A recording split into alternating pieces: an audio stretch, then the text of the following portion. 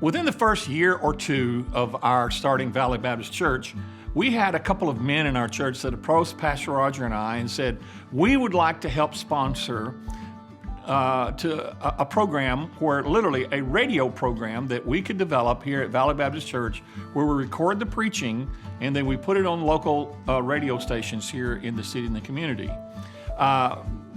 Pastor Roger and I were not even thinking about that kind of ministry at that time, using that particular medium of radio. We were just working on all of these programs like children's ministry that I've talked about recently. But then we thought about it, we prayed about it, and we thought we would try it. So we began to record our sermons, and then we found a young man that could edit those sermons and put them together in a format that could be presentable to a 30-minute radio program. We called our program A Time for Charity. Now, that was in honor of Pastor Roger's daughter, Charity Spradlin, who was tragically killed in a car accident. And I have talked about Charity and the impact of her little life and her death upon us and our church to this day. We thought about what we would call it, and so we thought we would name it in honor of her.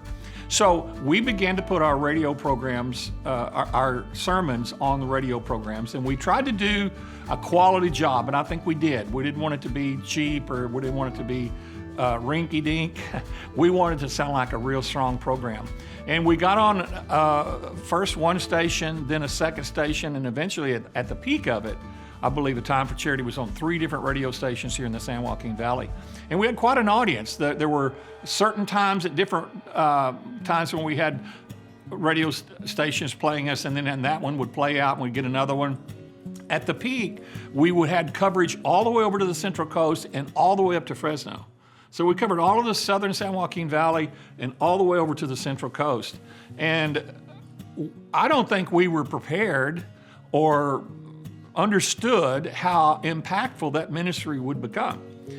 Immediately we began to see results. People would call and ask about our church.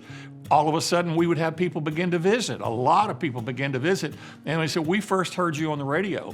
And I would say in our first 20 years, the radio was perhaps the most significant medium that we had in ministry. We would be connected with people virtually every Sunday with someone saying, hey, we live here, we live there, we first heard you on the radio. We had people get converted and give their lives to Christ through the radio ministry that came back and got in contact with us. And we enjoyed it. We loved it. It was like a fishing net that was being cast out into the community that we had no idea would have that kind of impact. One of the things that really impacted us was that people began to come and visit our church.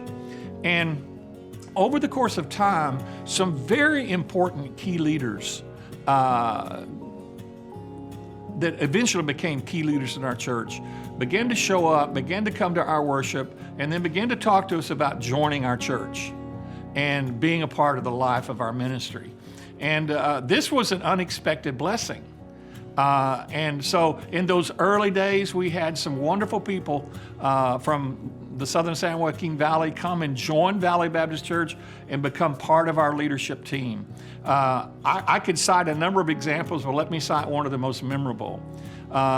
There was a family that is still regularly involved in our church. I saw them just last Sunday, and they started attending our church in about 1987, a year or two after we started. And here's what had happened in that situation. I'm not wanting to speak evil of another church or speak down about another church, but there was a situation in a church on the other side of town where there was some problems in the leadership of that church, some mishandling of money and issues of that nature, which really disturbed that congregation. And that little congregation, I say little, it's probably around about 100 people, basically scattered and disbanded. Well, one of the key leaders of that particular congregation, as far as layman was concerned, was a man named Stan Brewer. He had one of the largest, in fact, that company still practicing here in Bakersfield, Stan Brewer Realty, Realty Management. And Stan came and visited our church, and several came with him. And then he invited us to come to his house, and he was going to gather up those probably about 40 or 50 people that they had close contact with and spiritual leadership with, and they wanted to hear about our church, what we were doing, and how we were developing and how we were growing.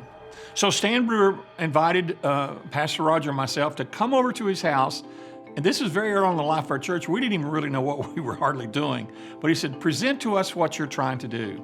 Now, I can't remember exactly what happened, but either I wasn't available to go or we decided to split our connections on that particular night. I just can't remember. But what I do remember is this: Pastor Roger went, and he made a presentation about what we were dreaming of Valley Baptist Church, that we wanted to build a church that was evangelistic, that preached the Bible, and that was built around small groups, and that we wanted and had a dream to build a big church, if God allowed. We wanted to have a church that would have a regional impact, if not even a national impact as well, statewide impact. And so Pastor Roger made that presentation to those people, about 50 or 60 of them. Over the course of the next month, about 50 or 60 of those people came and joined Valley Baptist Church. And they were no ordinary group of people. They were hard workers, Sunday school teachers, preschool leaders and workers, and may I say, givers, tithers.